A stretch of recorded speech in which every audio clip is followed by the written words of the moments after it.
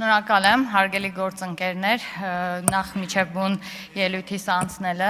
կուզենայի անդրադարձ կատարել նախորդ անգամ արդեն կիսած մնացած մեր զրույցին, Տիկին Ղարամանյան, քանի որ դուք ձեր ելույթով անդրադարձաք ինձ եւ փորձեցիք արժանապատիվ բառի վերաբերյալ բացատրություն տալ, թե ինչու եք դուք դա այդպես կոչում, ես էլ ունեմ իմ տեսակետը այս առումով, նախորդ անգամ գուցեև կիսատ մնաց, բայց այս անգամ փորձեմ վերջին անգամ այն ավելի ամբողջացնել։ Տիկին Ղարամանյան, դուք ասեցիք, որ դուք շարունակելու եք այս ամբիոնից կոչել արժանապատիվ հայրենակիցներ, այդպես դիմել մեր հայրենակիցներին, բայց եթե իսկապես փորձեի հավատալ ձեզ, որ դուք իսկապես հարգում եք եւ արժանապատիվ եք համարում Հայաստանի Հանրապետության քաղաքացիներին, վստահաբար այդ քաղաքական թիմում չեք լինի, որովհետեւ իրապես արժանապատիվ քաղաքացի համարողները ոչ թե պետքա փորձեն գնել Հայաստանի Հանրապետության քաղաքացու ձայնը, այլ պետք է ընկալեն այնպես, որ Հայաստանի Հանրապետության քաղաքացին ունի ազատ իր կամքը արտահայտելու հնարավորություն եւ երբեք չի կարելի գին սահմանել Հայաստանի Հանրապետության քաղաքացու ձայնի վերաբերյալ։ Եվ եթե հիշում եք, բավականին շատ իրավապահների մոտ կան ձայնագրություններ եւ մեր հանրությունը դրանց ականատես է եղել, թե ինչպես են ձեր թիմի ներկայացուցիչները, ովքեր ընտրակաշառք են բաժանում Հայաստանի Հանրապետության քաղաքացուն, ինչպիսի բառամթերքով են դիմում Հայաստանի Հանրապետության քաղաքացու հասցեին, ինչպես մարդը 100, այն մեկը 100-անոց է, այն մեկը 150-անոց է։ Պարոն Վարդանյանը այստեղ չէր, բառամթերքի մասին ենք խոսում, պետքա որ չտեսա, հա, բայ վերև նայեցի, բառամթերքի մասին ենք խոսում, նույնն էլ կարելի է ձեզ ասել բառամթերքը ընտրելուց, եւ եթե հիմա դուք այդ քաղաքական թիմի անդամներ եք, հետեւաբար գոնե քաղաքական պատասխանատվության առումով մենք կարող ենք հետեւություն անել, որ ընդհանուր առմամբ դուք կիսում եք ձեր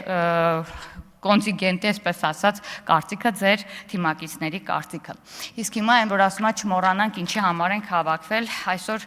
մենք քննարկում ենք եվրոպական ինտեգրման հարցերի մշտական հանձնաժողովի նախագահի տեխնացուին, պարոն Հարությունյան, ես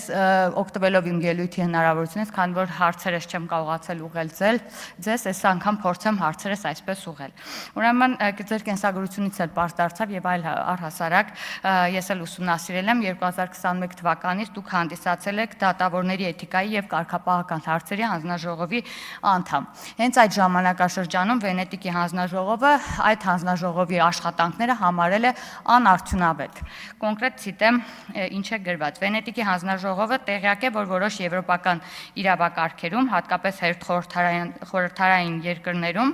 արդարադատության նախարարի կարգապահական վարույթներ հարուցելու եւ կարգապահական գործերով քննություն իրականացնելու լիազորությունը երբեմն օգտագործվել է դատավորներին ահաբեկելու նպատակով։ Թեպետ նման պնդումներն առայժմ չեն ներկայացվել եւ թեև նախարարի ներգրավվածությունը ներկայումս որոշ զրուցակիցների կողմից դիտվում է որպես դատական կորպորատիվության դեմ պայքարի նպաստող գործիք, երկարաժամկետ հեռանկարում նախընտրելի կլինի այդ լիազորությունները հանել նախարարից, երբ այլ մեխանիզմները, մասնավորապես էթիկայի եւ կարգապահական հարցերի հանձնաժողովը ապացուցեն իրենց արդյունավետությունը։ Օրինակ որպես բերեմ, դատավորներից մեկի գործը, որը ոչ սթափ վիճակում դատավորին ոչ հարիր պահվածք էր դրսևորել ճանապարհային ոստիկանության աշխատակիցների նկատմամբ։ Եվ ձեր մասնակցությամբ դատավորների էթիկայի եւ կարգապահական հարցերի հանձնաժողով մերժել էր վարույթ հարուցել այդ դատավորի նկատմամբ։ Իսկ հիմա հարցերս։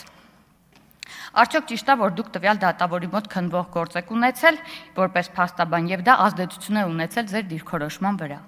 Երկրորդ հարցը. Արդյոք ճիշտ է, որ հենց այս գործով ձեր որպես գործող փաստաբանի դիրքորոշումը պատճառ է հանդիսացել արդարադատության նախարարության կողմից օրենսդրական փոփոխության նախաձեռնությամբ հանդես գալ, որով որ սահմանափակվում էր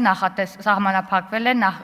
նրատական ներկայացություն իրականացող փաստաբանների դատավորի էթիկայի եւ կարգապահական հարցերի հանձնաժողովի դատավոր չհանդիսացող անդամ ընտրվելու համար։ Եվ երրորդ հարցը. ինչպես եք վերաբերվում այն հանգամանքին, որ եվրոպական կարևորագույն կառույցներից մեկը Վենետիկի հանձնաժողովը ըստ էության անարդյունավետ է գնահատել ձեր տարիներ շարունակ մասնակցությամբ գործող դատավորների էթիկայի եւ կարգապահական հարցերի հանձնաժողովի գործունեությունը։ Այս հարցերի պատասխանները միանշանակ կարծում եմ դրական կլինեն, որովհետև երեք էլ ձեր տված հարցը վարչապետին դրա մասին էր խոսում, այսինքն իմ համոզմունքները լրիվ հաստատվեցին։ Եվ ուզում եմ ձեզ հարցնեմ, պարոն Հարությունյան, նման արդյունավետությամբ կամ որը նույնն են անարդյունավետությամբ եք պատրաստվում գլխավորել այս հանձնաժողովը, կամ որ այստեղ խոսում ենք մեր դատավորներ, ձեր դատավորներ, մերոնք, ծերոնք, ձեր ընտրած, մեր այս մասով ասելիք չունեք։